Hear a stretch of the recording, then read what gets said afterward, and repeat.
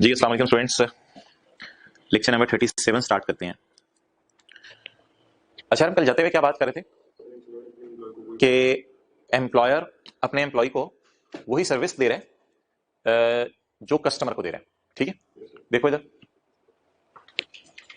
Following perquisites received by an employee shall be exempt. कल वाला page निकालो ना, बुक का पेज 104। फ्री या सस्ता खाना, कई दफा फ्री होता है, कई दफा आपको पता है सस्ता दे देते हैं। फ्री और सस्ता खाना प्रोवाइडेड बाय होटल्स। होटल्स कहते हो आप लोग या होटल कहते हो? हम तो होटल कहते थे अपने जमाने में, आजकल होटल कहते हैं लोग। फ्री और subsidised food provided by hotel and restaurant to its employees during duty. और ये नहीं कि कैशियर की ड्यूटी खत्म हुई 8 बजे और 10 बजे आके कहता है यार मुझे फलां डील दे दो 2000 रुपए वाली। और नहीं भाई, लुटनी मची हुई, ड्यूटी और में खाना खिलाना है उसको। Next, the following perquisites received by employee shall be माफ। फ्री और सस्ती education provided by rice to the children of employees. जी अस्सलाम वालेकुम स्टूडेंट्स, लेक्चर 37 स्टार्ट करते हैं। अच्छा, कल हम बात कर रहे थे कि एम्प्लॉयर एम्प्लॉय को ये वाली हम बात कर रहे थे। तो देखो पॉइंट 2, एम्प्लॉयर एम्प्लॉय को ड्यूटी आवर्स में मुफ्त खाना खिला दे या सस्ता खाना खिला दे तो सैलरी में ऐड नहीं होगा। फ्री और subsidised food provided by hotels and restaurants to its employees during duty hours.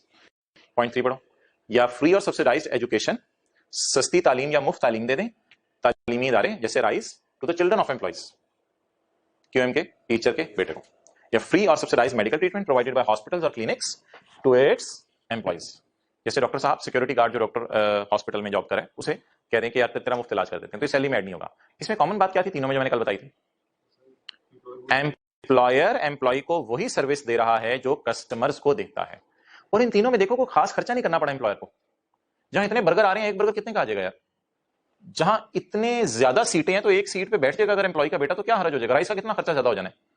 कोई एक्स्ट्रा कॉस्ट एम्प्लॉयर को नहीं करनी पड़ती, थोड़ी बहुत ही है लेकिन ना होने के बराबर है। और जहां इतने लोगों का इलाज हो रहा है, अब डॉक्टर साहब ने ऑपरेशन थिएटर में 5-10 मिनट एम्प्लॉय के इलाज पे लगा दिया तो कितना खर्चा आ जाएगा अस्पताल का? लाखों तो खर्चा नहीं आ जाना अस्पताल का। इसलिए इन सारी सूरतों में ना असल में एम्प्लॉयर को ज्यादा खर्चा नहीं करना पड़ता। इस वजह से लॉ मेकर कह रहे हैं कि एम्प्लॉय को ये जो बेनिफिट मिल रहा है इसकी सैलरी में ऐड नहीं होगा। अगेन कॉमन बात वही है, एम्प्लॉयर एम्प्लॉय को वो सर्विस दे रहे हैं जो कस्टमर को दे रहा है।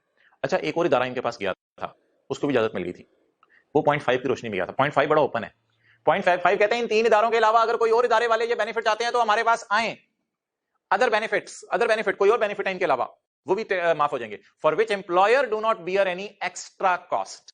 मार्जिनल का मतलब होता है extra. Other benefit for which employer do not bear any extra cost as notified by federal board. यार ये कुछ लोग जाते हैं बोर्ड के पास, फेडरल बोर्ड को कहते हैं यार, ये पिछले दिनों ना सुनने में आया था, ये लोग गए थे वारिद वाले गए थे और उन्होंने कहा था फेडरल बोर्ड यार हमारे जो कस्टमर्स है ना उनको हम मिनट्स देते हैं, मोबाइल मिनट्स कॉल्स करने की इजाजत देते हैं, तो हमने सोचा एम्प्लॉइज को 1000 फ्री मिनट दे दिया करें, तो कोई एक्स्ट्रा खंबे भी नहीं लगाने पड़ते हमें, कोई एक्स्ट्रा इंजीनियर भी नहीं हायर करने पड़ते, बस सारा नेटवर्क है उसमें से 1000 मिनट एम्प्लॉय को कहा तो फ्री इस्तेमाल कर लें। तो वारिद वालों को हुकूमत ने इजाजत दे दी थी कि आप अपने एम्प्लॉइज को फ्री मिनट्स दे दें, तो एम्प्लॉय को जो फायदा हो रहा है ना फ्री मिनट्स का, वो उसकी सैलरी में ऐड नहीं होगा, क्योंकि कस्टमर्स को आप मिनट्स देते हैं तो एम्प्लॉइज को भी दे दें, कोई मसला नहीं। खैर, तो फिर साबित करना पड़ा था वारिद वालों को वहां पे कि we do not bear any extra cost. ये साबित करना जरूरी है। अगर आप ये साबित कर दें तो फेडरल बोर्ड नोटिफाई कर देगा कि आप ये जो बेनिफिट दे रहे हैं एम्प्लॉय को ये भी माफ है। तो बताओ पॉइंट 2, 3, 4 स्पेसिफिक है या जनरल है? स्पेसिफिक है। 5 जनरल है। कैसे जनरल है? ये कोई भी इदारा हुकूमत के पास चला जाए और जाके कह दे हुकूमत यार मैं अपने एम्प्लॉय को फला फायदा दे रहा हूं और वो फायदा बड़ा सस्ता है, उस फायदे पे मेरा कोई खर्चा नहीं आता, तो हुकूमत कहेगी चलो यार ठीक है कोई मसला नहीं, एम्प्लॉय की सैलरी में कुछ ऐड नहीं होगा। अच्छा, ये क्या मतलब है? फ्री फूड और सब्सिडाइज फूड सब माफ है, शैल बी एग्जाम्प्ड। ये क्या मतलब है? फ्री फूड और सब्सिडाइज फूड, देखो इधर, फ्री और सब्सिडाइज में क्या फर्क है? फेयर मार्केट वैल्यू है बर्गर की 500 रुपए,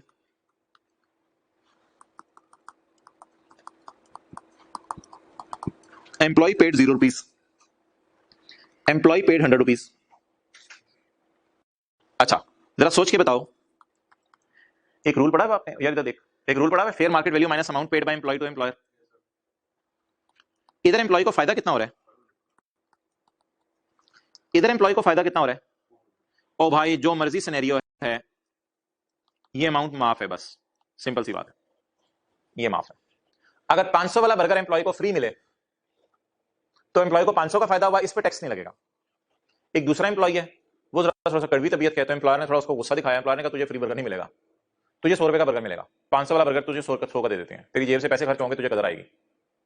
तो अब वो बड़ा केचप भी साथ डाल डूल के शौक से खा रहा होता है, जेब से पैसा लगा ना, कदर आएगी उसकी, तो वो 100 रुपए देके बर्गर खा रहा है। तो ऐसी सूरत में उस गरीब को फायदा 400 का हो रहा है, लेकिन ये फायदा माफ है। तो चाहे फ्री आपको दे दे एम्प्लॉयर, चाहे सब्सिडाइज दे दे, आपको जितना फायदा मिलेगा वो माफ है। नोट कर लो, ताकि फ्री और सब्सिडाइज में जरा फर्क समझ आ जाए। Fair market value of burger,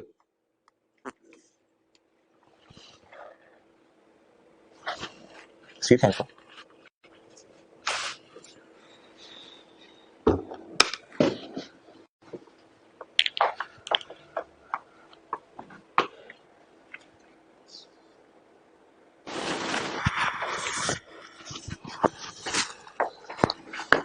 अच्छा भाई, चलो आगे। हाँ यार, ये इसका इंतजार था ना, जबरदस्त।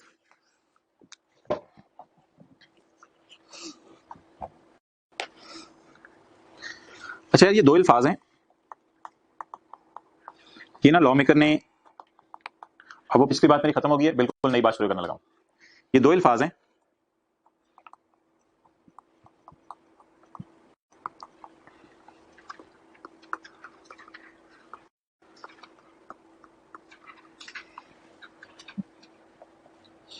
मेडिकल फैसिलिटी या मेडिकल रीइंबर्समेंट, इन दोनों में है तो डिफरेंस।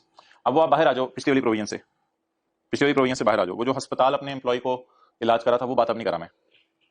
अब मैं एक जनरल बात करने लगा हूं। मेडिकल फैसिलिटी क्या होती है? राइस ने अपने सारे टीचर्स को कहा कि आप डॉक्टर हॉस्पिटल चले जाया करें, तो वहां जाके अपना इलाज करा लिया करें। तो राइस ने अपने एम्प्लॉयज को मेडिकल फैसिलिटी दी हुई है, ठीक है।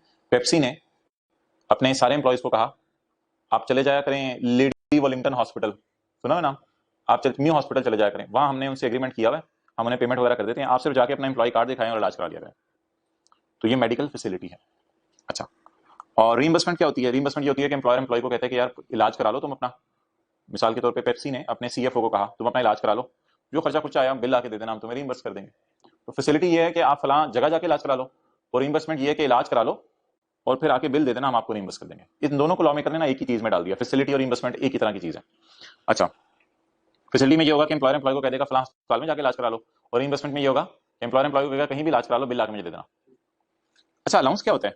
अलाउंस इज लगा बंदा कैश, अलाउंस इज लगा बंदा कैश, ठीक है।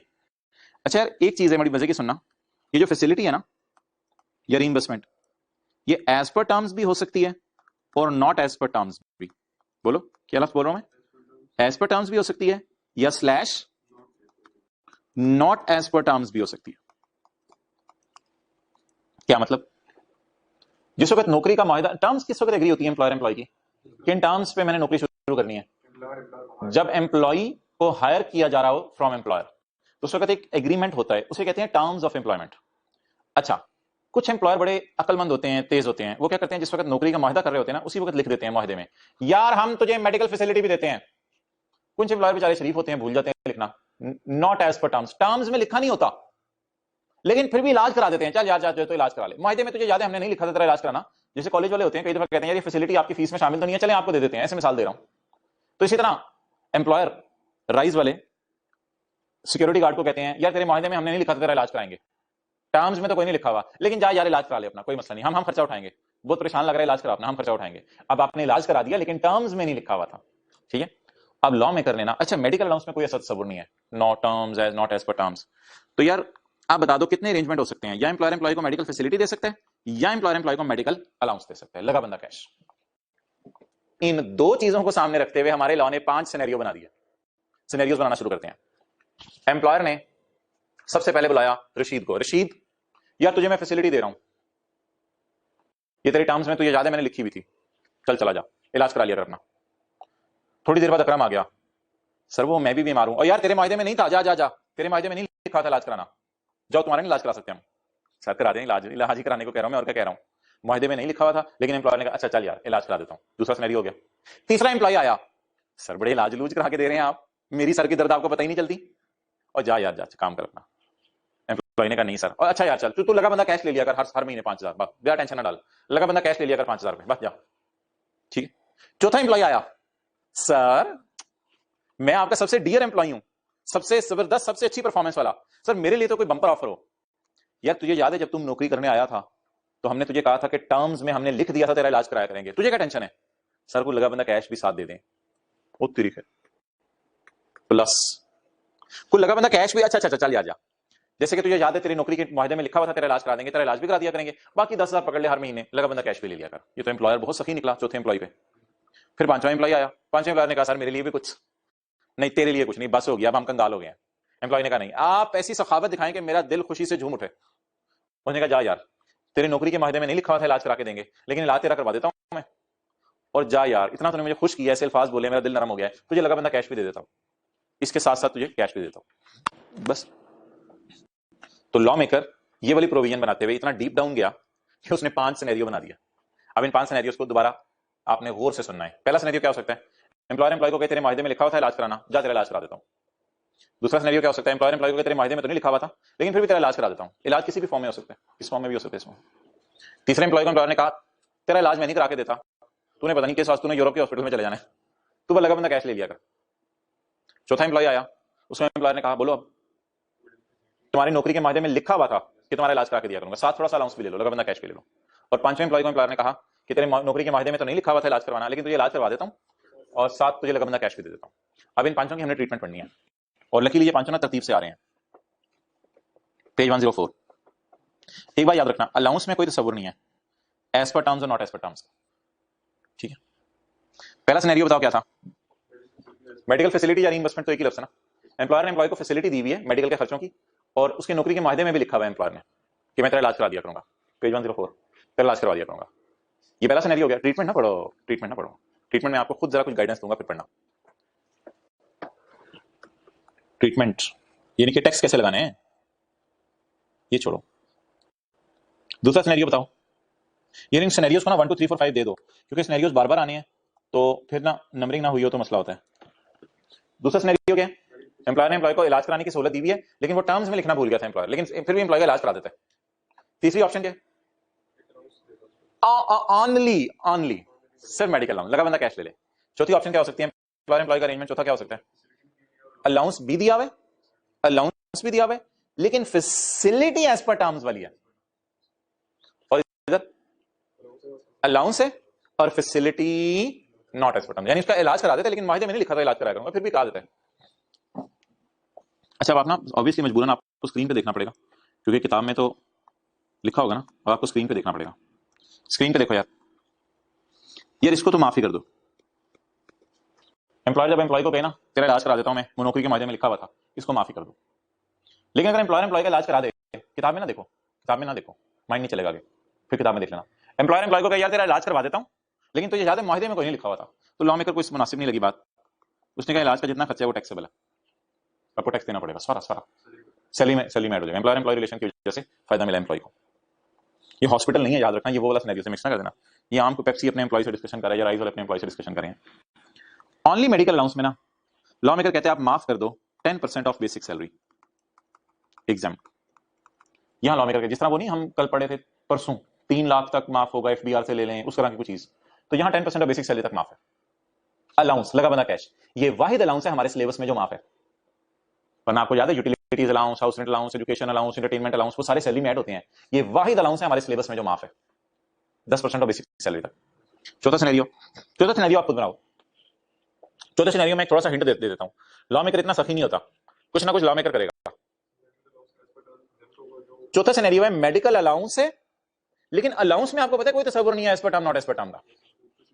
फैसिलिटी क्या है, इसलिए ना फैसिलिटी को माफ कर देते हैं सारा, क्योंकि ये एज पर टर्म्स है, और जो अलाउंस है यार फिर इसको माफ ना करो 10% ऑफ बेसिक सैलरी तक, अलाउंस को फिर टैक्सेबल कर दो, फिर अलाउंस को टैक्सेबल कर दो, वरना एम्प्लॉय को बहुत ज्यादा ही फायदा मिल जाएगा। क्लियर। और आखिरी सिनेरियो, एम्प्लॉयर एम्प्लॉय को लगा बंदा कैश भी दे रहे, और क्या कह रहे हैं, तुझे मैं इलाज करवा देता हूं, लेकिन तुझे याद है तेरा मेरा एग्री नहीं हुआ था इलाज करवा के देना। तो ऐसी सूरत में यार फैसिलिटी तो टैक्सेबल हो जानी चाहिए, क्या ख्याल है, फैसिलिटी टैक्सेबल हो जानी चाहिए, लेकिन फिर कुछ ना कुछ तो एम्प्लॉय को फायदा दो ना यार, एम्प्लॉय की जान तो ना लो ना। तो ऐसी सूरत में अलाउंस एग्जेम्प्ट हो जाएगा, लेकिन सारा नहीं, 10% ऑफ बेसिक सैलरी तक। क्लियर। अब मुझे ज़बानी बताओ सारा। पहला सिनेरियो जिसमें फैसिलिटी है एज पर टर्म्स एग्जाम, दूसरा सिनेरियो, इसमें फैसिलिटी है, not as per terms, taxable. तीसरा सिनेरियो, सिर्फ मेडिकल अलाउंस। ये वाला सिनेरियो है, ये नॉट एज पर टर्म्स वाला सिनेरियो है, और तीसरा ये वाला है, ओनली मेडिकल अलाउंस। ये क्या होगा? Exempt up to 10% of basic salary. अच्छा जी, चौथा सिनेरियो, चौथे सिनेरियो को मैं देने लगा हूं स्काई ब्लू सिग्नल। चौथे सिनेरियो में ये है और ये है, अलाउंस भी है और फैसिलिटी टर्म्स वाली है। चौथे सिनेरियो को मैं स्काई ब्लू सिग्नल दे रहा हूं। तो ऐसी सूरत में क्या करेंगे? क्योंकि फैसिलिटी एज पर टर्म्स है, तो फैसिलिटी को बोलो बोलो बोलो एग्जेम्प्ट कर दो और मेडिकल अलाउंस को टैक्सेबल कर दो। क्यों? क्योंकि एक चीज को आपने माफ कर दिया ना, तो मैं दूसरी चीज पर टैक्स लगा दूं। और आखिरी सिनेरियो को मैं येलो सिग्नल दे रहा हूं, नॉट एज पर टर्म्स भी है और अलाउंस भी है। इसका क्या करना है? इसका ये करेंगे कि फैसिलिटी टैक्सेबल कर दो क्योंकि ये नॉट एज पर टर्म्स है, और मेडिकल अलाउंस एग्जेम्प्ट कर दो, लेकिन अलाउंस याद रखना एग्जेम्प्ट होता है up to 10% of basic salary. चलो लॉ से पढ़ लो, ये तो मैंने रिवाइज कराया था, बस ठीक है, किस्मत है आपकी।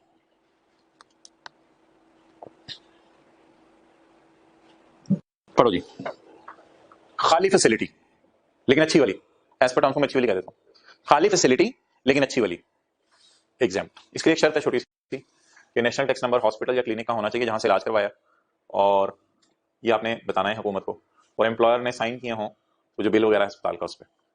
अच्छा, खाली फैसिलिटी अलाउंस नहीं साथ, खाली फैसिलिटी लेकिन बुरी वाली टैक्स, खाली allowance exempt up to 10% of basic salary. खाली का लफ्ज नहीं बोलना, खाली का लफ्ज मैंने पहले 3 साथ बोला था, अलाउंस भी और फैसिलिटी अच्छी वाली। आप फैसिलिटी अच्छी वाली माफ कर दो, फैसिलिटी माफ कर देते हैं और अलाउंस पे टैक्स मांग लेते हैं। कर लो आप अटेंड, कोई नहीं करना नहीं। अच्छा, अलाउंस भी और फैसिलिटी बुरी वाली, अब क्या करें? अलाउंस माफ कर दो फिर 10% बेसिक तक, और फैसिलिटी टैक्सेबल कर दो। क्लियर? सिर्फ 1 मिनट लो, इसको रिवाइज करो सारे को, 5 सिनेरियोस को, फिर मैं एक सवाल कराता हूं इसका।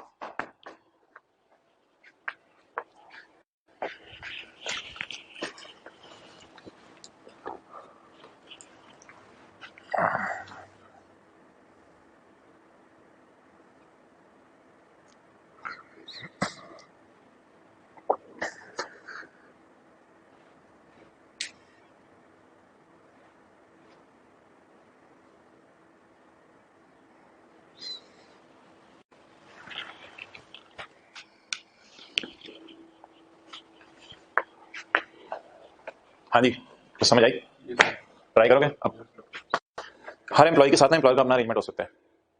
मेरे ख्याल से जो जब सखी एम्प्लॉयर होते हैं ना, वो 4 या 5 वाला करते हैं, डबल डबल मजे। आप ऐसा करो, ट्राई कर लो, कौन सा सवाल करोगे जिसमें दोनों चीजें हो जाए? क्वेश्चन 2 कर लो।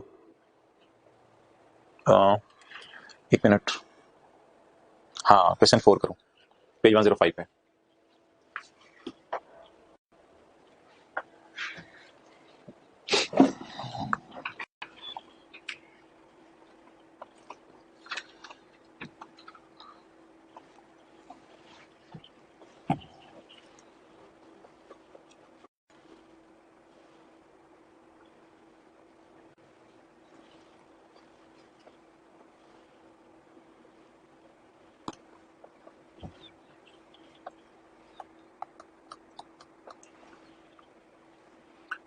जल्दी करो यार, जल्दी जल्दी जल्दी,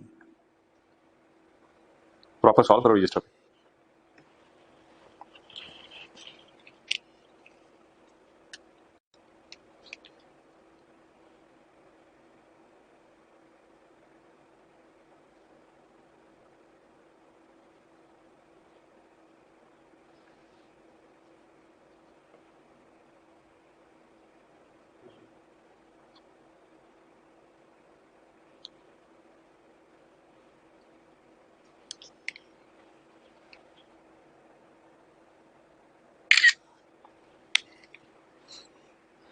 चलें जी, बेसिक सैलरी ऑफ फंजा 40,000 पर मंथ, तो बेसिक सैलरी 40,000 जरा 12 बोलो 480,000 डीएनएस अलाउंस, महंगाई अलाउंस 4,012 48,000। आगे चलो, मेडिक, हाँ हाउस रेंट अलाउंस भी है, और तरीका है 6,712 72,000। ओके यार, इसमें जरा देखो, देखना इधर कि स्काई ब्लू वाला सिनेरियो है, यानी एज पर टर्म्स फैसिलिटी है और मेडिकल अलाउंस भी है, या नॉट एज पर टर्म्स और मेडिकल अलाउंस है। जरा सिनेरियो देखो कौन सा वाला बन रहा है। इसमें देखो अलाउंस भी है और हॉस्पिटलाइजेशन भी है, which is not as per terms. Hospitalisation not as per terms है और मेडिकल अलाउंस भी है, अलाउंस भी है और hospitalisation not as per terms बुरी वाली। तो फिर ये येलो वाला सिनेरियो बनेगा। तो अब hospitalisation not as per terms होने की वजह से टैक्सेबल हो जाएगी। हॉस्पिटलाइजेशन टैक्सेबल हो जाएगी, हॉस्पिटलाइजेशन का मतलब है फैसिलिटी, हॉस्पिटलाइजेशन टैक्सेबल हो जाएगी और अलाउंस अप टू 10% तक एग्जाम्प्ट हो जाएगा। समझ आ गई बात? चलो पहले अलाउंस आ रहे हैं, अलाउंस के साथ क्या करना है, छोटा सा लिख लूं, एग्जाम्प्ट अप टू 10% और 50,000 टैक्सेबल टी, ये लिखिए करो साथ ई 10% तक, एग्जाम 10% तक, और ये टैक्सेबल। क्यों टैक्सेबल है? क्योंकि बुरी वाली है, नॉट एज पर टर्म्स है। चलो जी, अब मेडिकल अलाउंस को करते हैं। मेडिकल अलाउंस कितना है यार? 5,000 जरा 12 बोलो 60,000। इसको माफ कितना करना है?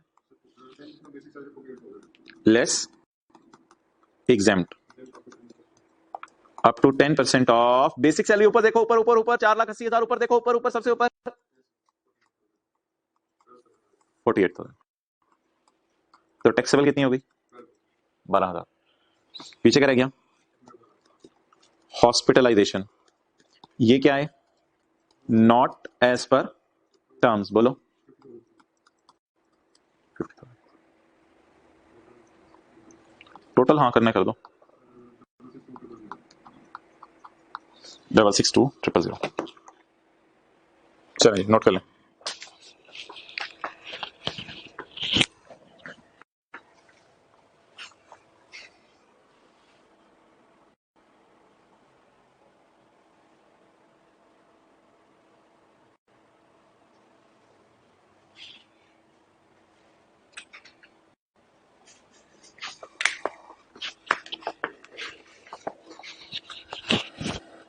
जी क्या है?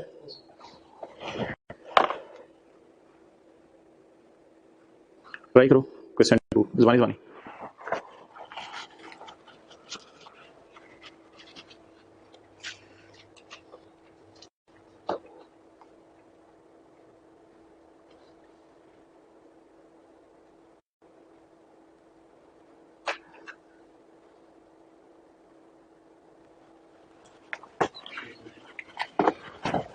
बेसिक सैलरी ऑफ फली बैटेज 40,000, डीएनएस अलाउंस 40, 4,000। ये देखो 40,000 12, 4,000 12, and house rent allowance 6,000 12। Medical allowance employer दे रहे हैं 15% ऑफ बेसिक सैलरी। एम्प्लॉयर कितना सखी है कि 15% बेसिक सैलरी मेडिकल अलाउंस दे रहा है। यार मुझे ये लग रहा है कि ये सिनेरियो 3 है, खाली मेडिकल अलाउंस, क्योंकि हॉस्पिटलाइजेशन वगैरह नहीं है, एम्प्लॉयर इतना सखी नहीं है, तो खाली मेडिकल अलाउंस है। क्लियर? क्या करना है फिर?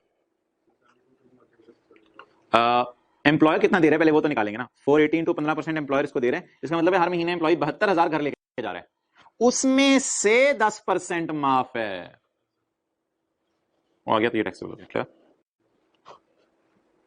यार ये खुद ही कर लेना क्वेश्चन 1 और 3 ताकि जरा पक्का हो जाए सब। ठीक है, होमवर्क।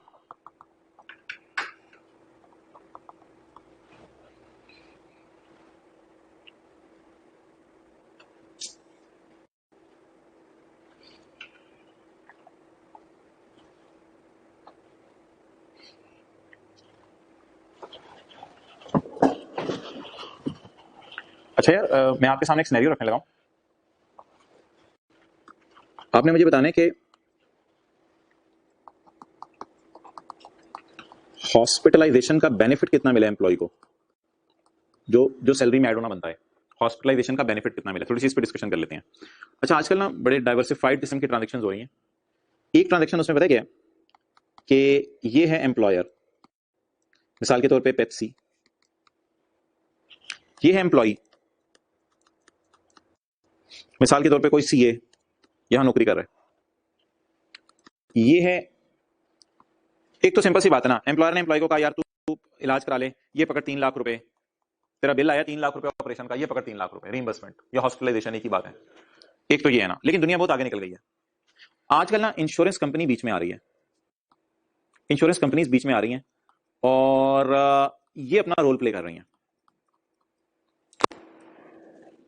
अगर आपने बात बड़ी अटेंशन से सुननी है, पेप्सी वाले पता क्या कर रहे हैं? पेप्सी वाले इनको पे कर रहे हैं एनुअल प्रीमियम, बोलो एनुअल प्रीमियम, मिसाल के तौर पे 50,000 रुपए साल में दे देते हैं इंश्योरेंस कंपनी को।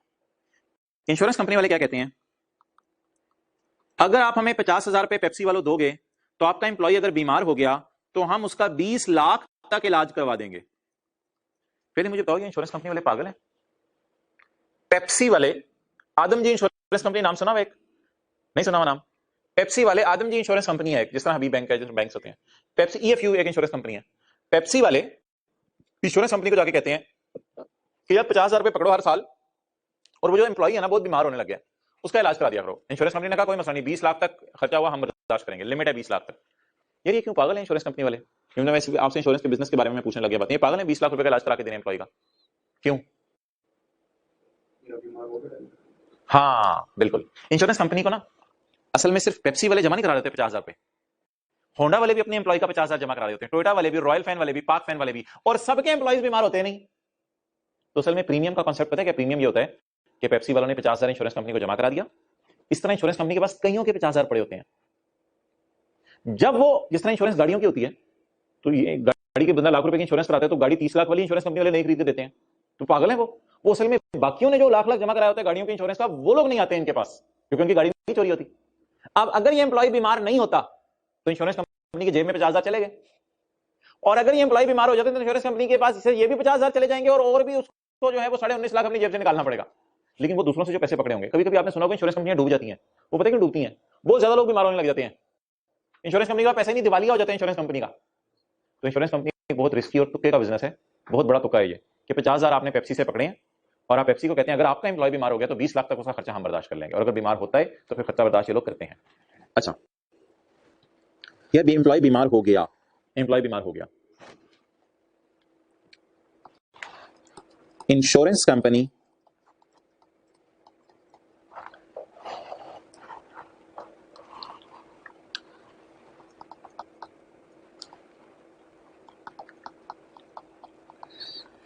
इंश्योरेंस कंपनी इनकर्ड, खर्चा कर दिया इसने, इंश्योरेंस कंपनी इनकर्ड 9 लाख रुपए ऑन एम्प्लॉय इलाज, इलाज को क्या कहते हैं इंग्लिश में? Treatment, medical treatment. Insurance company ने इसके मेडिकल ट्रीटमेंट पे 9 लाख रुपए का खर्चा किया, ठीक है। अब मेरा यह सवाल है कि अगर मैं आपसे पूछूं एम्प्लॉय को कितने का फायदा हुआ, तो वो मैं मुझे आप बता दो एम्प्लॉय को कितने का फायदा हुआ। 50,000 का, 20 लाख का, 9 लाख का। अगर आपको ट्रांजैक्शन समझ आई है तो प्लीज ट्रांजैक्शन को समझ के बताओ एम्प्लॉय को फायदा कितना हुआ। एक्सेलेंट, 9 लाख का, क्योंकि इसका इलाज पे खर्चा कितना आना था? 9 लाख, तो 9 लाख रुपए का इसको फायदा हो गया एम्प्लॉय को। अच्छा, अब इसको लिंक करो वो पिछले सिनेरियो से, पिछले 5 सिनेरियो से, ये कोई छोटा सिनेरियो नहीं है, इसको लिंक करो पिछले 5 सिनेरियो से। अगर तो एम्प्लॉयर ने एम्प्लॉय के एग्रीमेंट में लिखा हुआ था कि मैं तुम्हारा इलाज करवा दिया करूंगा, वो एम्प्लॉयर आजकल खुद नहीं करा रहे, इंश्योरेंस कंपनी के जरिए करा रहे हैं। अगर एम्प्लॉयर ने एम्प्लॉय के एग्रीमेंट में लिखा हुआ था कि तेरा इलाज करा दूंगा, तो फिर ये 9 लाख सारा माफ। और अगर एम्प्लॉय ने एम्प्लॉय को कहा, एम्प्लॉयर ने एम्प्लॉय को कहा हुआ था तेरा इलाज नहीं करा के दूंगा, नॉट एज पर टर्म्स, तो फिर ऐसी सूरत के अंदर आप बताओ एम्प्लॉय की सैलरी इनकम में कितना ऐड होगा? 9 लाख, क्यों? ये नॉट एज पर टर्म्स है। इंश्योरेंस कंपनी को प्रीमियम देने का ये मतलब नहीं है कि not as per, okay as per terms हो गया। एज पर टर्म्स पता क्या होता है? जिसको नौकरी करना है मुआहदे में लिखा हुआ है। तो ये सारा अरेंजमेंट जब हो गया ना, तो साल के आखिर में टैक्स वाले आए, टैक्स वालों ने सवाल पूछा, पेप्सी सुने तुमने एम्प्लॉय का इलाज करा के दिया है? तो पेप्सी वालों ने कहा हाँ जी इलाज करा के दिया हमने, हमने खुद तो नहीं करा के दिया, इंश्योरेंस कंपनी वालों ने करा के दिया। अच्छा अच्छा चलो ठीक है, बताओ खर्चा कितना हुआ इलाज पे? जी 9 लाख रुपया खर्चा हुआ। अच्छा जरा आप एग्रीमेंट लाओ इसके साथ, नौकरी का क्या किया? नौकरी के एग्रीमेंट में लिखा हुआ है इलाज करा के दोगे? नहीं जी वो लिखना, वो नहीं लिखा हुआ हमने। इसका मतलब है इलाज करा के दे रहे हो, नॉट एज पर टर्म्स। तो बताओ अमाउंट कौन सी उठानी है आप जिस पर टैक्स लगाना है? 9 लाख। तो मेरा सवाल क्या था, हॉस्पिटलाइजेशन का बेनिफिट क्या है? 9 लाख। किसको मैं ग्रीन सिग्नल दूं? 9 लाख को, ये टैक्सेबल या एग्जाम्प्ट है। लेकिन पेपर में आपने पता क्या करना है, पेपर में आपने ये इग्नोर करना है। कभी कभी पेपर में इंश्योरेंस की लिमिट दे रहा है, कभी कभी पेपर में एम्प्लॉयर जो इंश्योरेंस कंपनी को पैसे दे रहा है वो दे रहा है। इस सबसे कतई नजर एम्प्लॉय को फायदा कितना मिला, 9 लाख का। 9 लाख को आपने दीवानाबाद सवाल में ढूंढने और डिसाइड कर लेना ये टैक्सेबल है या एग्जाम्प्ट है।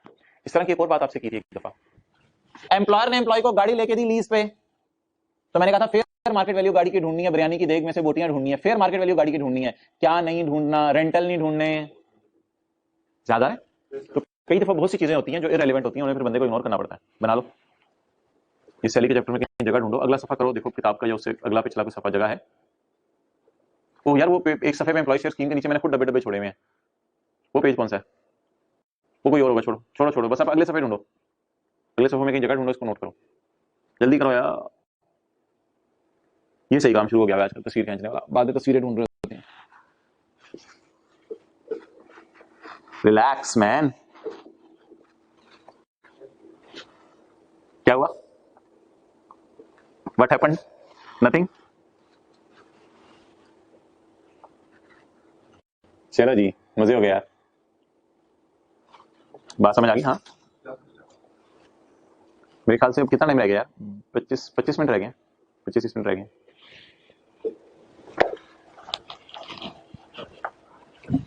अच्छा चल इस बात को छोड़, समझ आ गई। ओके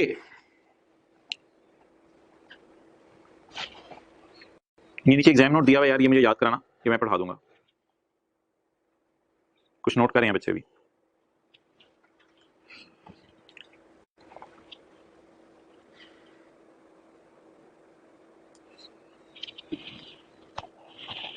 एम्प्लॉय को इससे क्यों नहीं कंसर्न के इंश्योरेंस कंपनी को एम्प्लॉयर कितने दे रहा है, एम्प्लॉय की बिलास है जितने मर्जी दे, एम्प्लॉय को इससे क्यों नहीं कंसर्न के लिमिट कितनी है इलाज की, लिमिट तो 20 लाख की है लेकिन एम्प्लॉय इतना बीमार ही नहीं हुआ, तो एम्प्लॉय को 9 लाख का खर्चा था इलाज का, वो इंश्योरेंस कंपनी ने एम्प्लॉय को दे दिया, वो ऑब्वियसली इंश्योरेंस कंपनी ने एम्प्लॉय को दिया होगा या फिर उस अस्पताल को डायरेक्ट दे दिया होगा।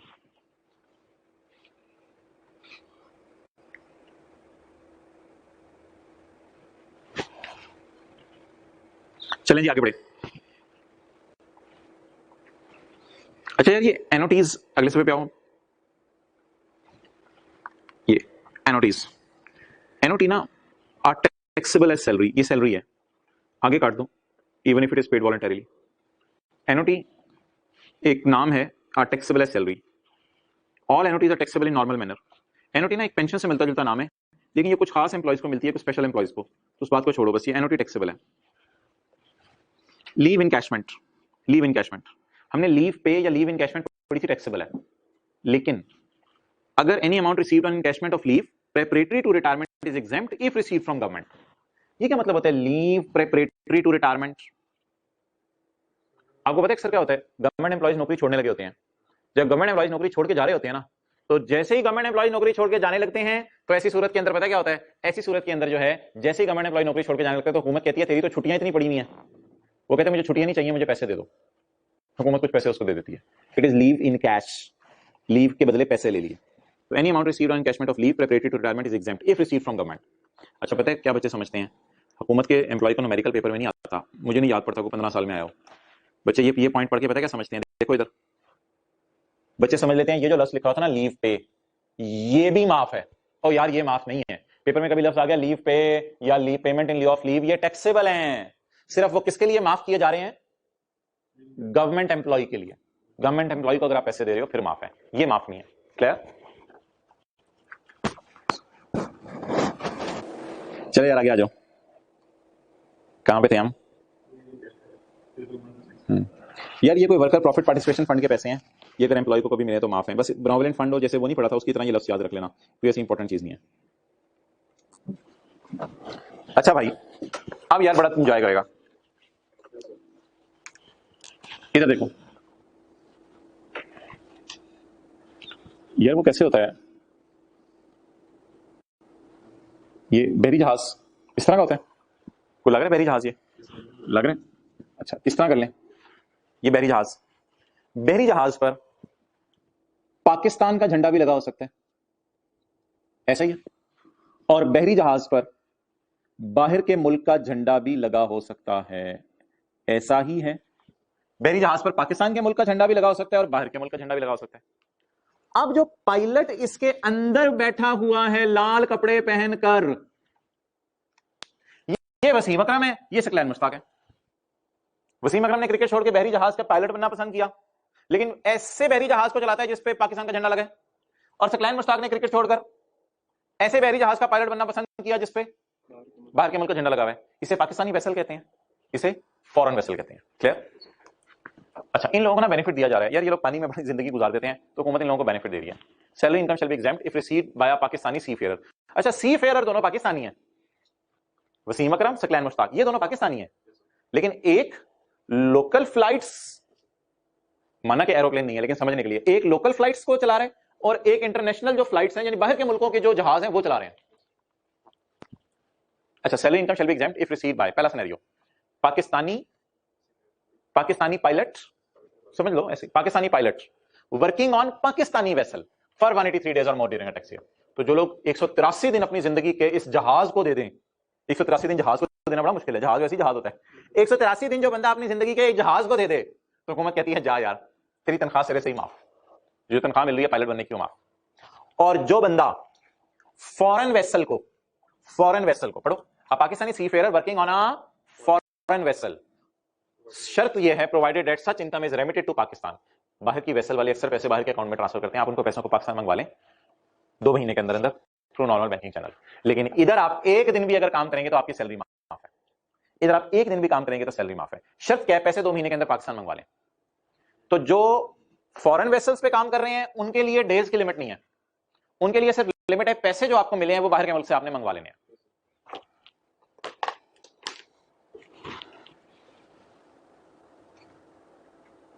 बता दो अब, एक जहाज है, आंखें बंद करो, जहाज से हिंद में लाओ, जहाज उड़ने वाला, पानी में चलने वाला, पानी में चलने वाला।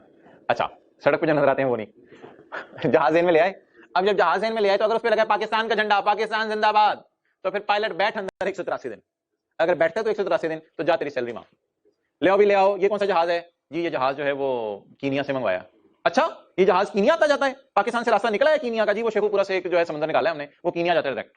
हाँ भाई पायलट, तू सुना क्या हाल है तेरे? पाकिस्तानी पायलट है जी जी जी, Pakistani seafarer working on a foreign vessel.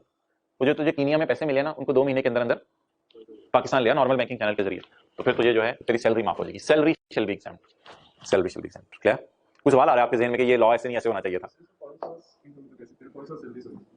नहीं, ये असल में ना Pakistani seafarer working on a foreign vessel से मुराद है कि वो एक दफा तो पाकिस्तानी आके लैंड करता है ना, बाहर के मुल्क तो नहीं जा रहा, एक दफा पाकिस्तान आएगा वो जहाज। तो इसलिए असल में हमारे सिलेबस में ना पाकिस्तान और फॉरेन सोर्स इनकम की डेफिनेशन नहीं है, इसलिए आपको इस बहस में पढ़ने की जरूरत नहीं है। पाकिस्तान और फॉरेन सोर्स इनकम अलग अलग चीजें हैं, लेकिन ये जहाज ये भी सवारियां पाकिस्तान लेके आता है, लेकिन ये पाकिस्तान का जहाज है, और ये भी सवारियां पाकिस्तान लेके आता है, लेकिन ये बाहर का जहाज है। अच्छा चलें जी आगे पढ़ें। अलाउंसेस टू पर्सन्स वर्क, बस ये खत्म करें फिर हम आगे फिर देखते हैं क्या करना है। Allowances to persons working outside Pakistan, मतलब बताओ allowances to persons working outside Pakistan. यार ये कौन कौन से अलाउंस हो सकते हैं? ऐसी मिसाल दे रहा हूं, house rent allowance, utility allowance etcetera. अक्सर पाकिस्तान की आर्मी के बंदों को ना बाहर के मुल्क भेजा जाता है, तो वो अलाउंसेस उनको मिल रहे होते हैं, मेडिकल अलाउंस तो चलो अलग स्टोरी है, उनको अलाउंसेस मिल रहे होते हैं, house rent allowance, utility allowance, dearness allowance, महंगाई allowance, any allowance paid outside Pakistan by government to a citizen for rendering service outside Pakistan. तो ये पाक आर्मी आप लिख सकते हो, पाकिस्तान आर्मी वालों को अक्सर हुकूमत बाहर भेजती है तो अलाउंस वगैरह देती है, तो वो फिर कहते हैं हुकूमत कहती है मैं माफ करूंगी, लेकिन ये भी कोई इतनी इंपॉर्टेंट चीज नहीं है।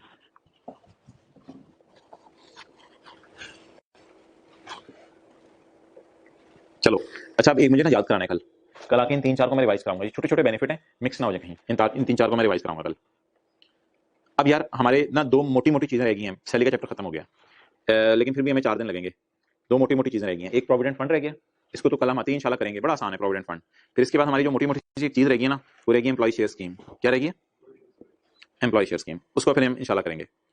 अच्छा, अब कोई पेंडिंग में से ना कोई एक चीज पकड़ लेते हैं और उसको थोड़ा बहुत कर लेते हैं, एक इंटरेस्टिंग वाली चीज कर लेते हैं, page 94, self hiring of property. क्या? सेल्फ हायरिंग ऑफ प्रॉपर्टी, ये बड़ी मजे की चीज है। इधर देखो, what does it mean self hiring of property? Self hiring of property का क्या मतलब?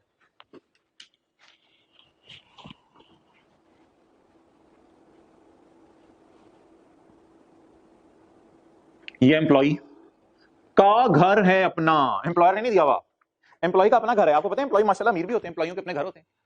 ऐसी जरूरत नहीं कि सारी दुनिया में सारे लोगों के अपने घर ही नहीं है। तो एम्प्लॉय का अपना घर है। मिसाल के तौर पे कोई टीचर है इंग्लिश के, तो वो राइज में पढ़ा रहे हैं, वो एम्प्लॉय है राइज के, लेकिन उनका अपना घर भी है माशाल्लाह। तो एम्प्लॉयज के अपने घर होते हैं। अच्छा, एक एम्प्लॉय था, उसका अपना घर था, और वो एम्प्लॉय एम्प्लॉयर के पास गया, एम्प्लॉयर से जाके कहा सर घर हो तो आपकी तरफ से, अल्लाह अकबर, सर घर हो तो आपकी तरफ से। ये मेरा घर तो है एक, वो पीछे जो है आप चले जाए मॉडल टाउन में एक के ब्लॉक में, मेरा घर तो है उधर, लेकिन सर घर हो तो मैं आता हूँ आपकी तरफ से। आपके वाला घर ही क्या होगा जो आप मुझे देंगे? एम्प्लॉयर ने कहा वो भाई की हो गया, पागल है, आर यू मैड मैन, शर्म नहीं आती तुझे? एम्प्लॉयर ने टक टक टक 3-4 टकाई, चल भाग। एम्प्लॉय ने जाते जाते कहा सर घर हो तो आपकी तरफ से। एम्प्लॉयर के दिल पे वो लगी बात, एम्प्लॉयर के अंदर जाके दिल पे वो बात लगी। एम्प्लॉयर ने कहा घर हो तो मेरी तरफ से। एम्प्लॉय ने कहा कसम से? कहते हैं हाँ, अब मेरा भी दिल बोल रहा है तुझे घर में दूं तो मेरी तरफ से। क्या बात होगी, मैं तुझे घर दूं। अच्छा तेरा घर किधर है, जरा अपना दिखाना जरा स्टेटस लिविंग स्टैंडर्ड, मतलब मैं जरा चेक तो करूं तेरा घर किधर है। एम्प्लॉय ने कहा सर चले अभी बैठे। एम्प्लॉय ने मोटरसाइकिल उठाया, चल चल करते हुए स्पीड ब्रेकरों पे उछलते हुए, ये देखें सर ये मेरा घर है। अच्छा चल ऐसा कर, तू भाई अपना निकाल सामान, अभी दस्ती सामान निकाल इधर से, तुझे घर चाहिए ना मेरी तरफ से, सामान निकाल, तोड़ तोड़ तोड़ तोड़ तोड़। चलो जी, वो कपड़े पड़े हुए, वो जो है वो बैंगन पड़े हुए, वो आलू पड़े हुए, सामान सारा बाहर, बीवी बच्चे बाहर, सामान भाई। हाँ बोल, आप तो सर घर आपकी तरफ से चाहिए। एम्प्लॉय ने कहा ये जो खाली हो गया घर, इसका अब क्या करना है? तो एम्प्लॉयर ने कहा ऐसा कर, ये जो खाली हो गया ना घर, ये मुझे दे दे। दुनिया में बहुत कुछ हो रहा है इस वक्त, जरा गौर से सुनते रहना, एक बात भी स्टोरी में ना छूटे ना। एम्प्लॉयर ने कहा ये जो घर खाली हो गया ये मुझे दे दे। तो सर ये तो मेरा है, चल यार मुझे दे दे, मैं कोई ऑफिस की फाइलें शाइलें कुछ और चीजें रख लिया करूंगा, तो स्टोर रूम के तौर पे इस्तेमाल कर लूंगा, तो मुझे ये घर दे दे, तो मेरी तरफ मेरा ना किराया ले ले इससे मेरे से। एम्प्लॉय ने कहा हाँ सर ये बात समझ आती है कि आप ना मुझे किराया दे दें, तो फिर ये घर आप रखें, कोई मसला नहीं। तो बात समझ आ रही है ना, तो कोई ऐसी कड़ी टूट नहीं, सादे सी बातें हैं। तो उन्होंने कहा अच्छा चल यार ठीक है, किराया कितना सर? किराया इतना कर लेते हैं, चल यार ठीक है। अच्छा यार अब तुझे क्या चाहिए? सर मुझे घर चाहिए आपकी तरफ से। एम्प्लॉयर ने कहा आना तो इसमें मैंने था, फाइलें शाइलें रखने, चल छोड़ जा इसी में रह, ये तुझे घर मिल गया मेरी तरफ से।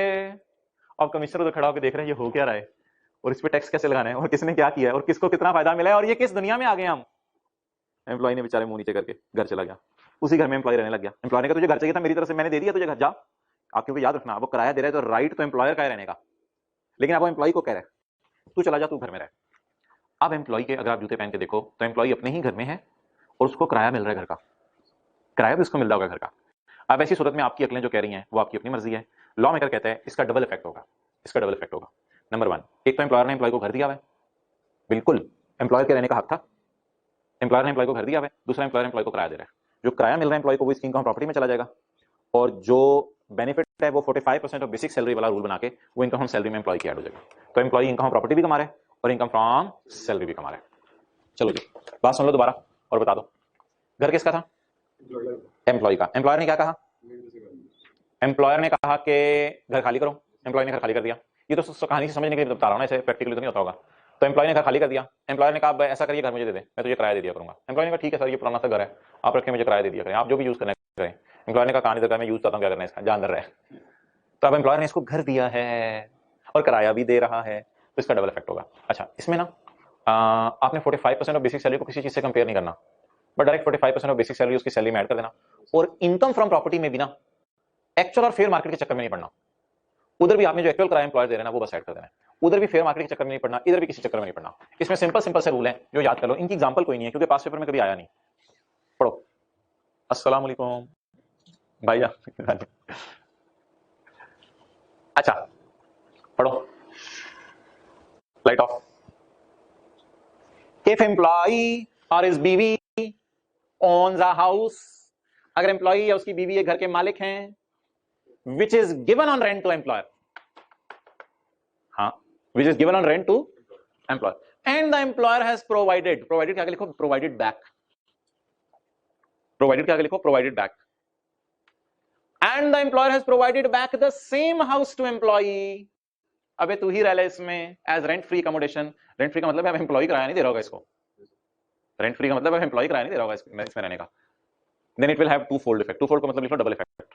Number 1, rent actually received by employee from employer will be income from property, fair market rent will be ignored, actual किराया, और साथ साथ it will be a फायदा in the form of accommodation, ये एक फायदा in the form of accommodation.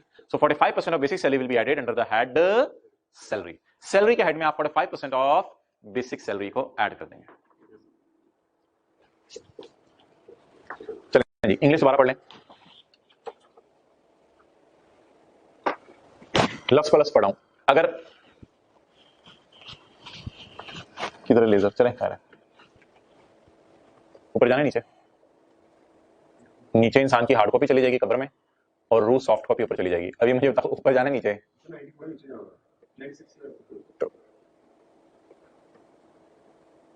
ऊपर नीचे जाने का समझ होना चाहिए. कुछ बच्चों का दाएं बाएं सही नहीं होता. रिक्शा वाला जब मुड़ जाता है फिर बताते हैं ओ तेरी है.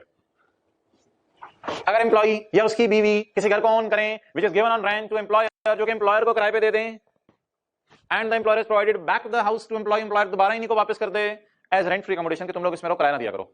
It will have double effect. Rent actually received by employee will be income from property, and it will be a perquisite in the form of accommodation.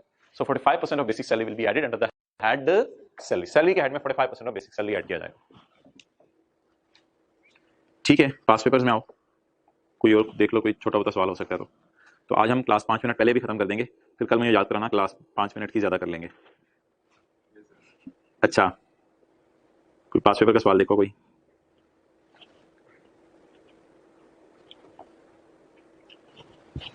यार ये एक सवाल है, क्वेश्चन 10. इसको मैं पढ़ता हूं. Sajid retired from Sun Chemical Limited as marketing manager with effect from 31 December 19. ठीक है. He received the following amounts in final settlement. Leave encashment taxable है? जी बिल्कुल टैक्सेबल है. ये पेज है 112. यार वो भी तो पढ़ा था, लीव इनकैशमेंट माफ है. लीव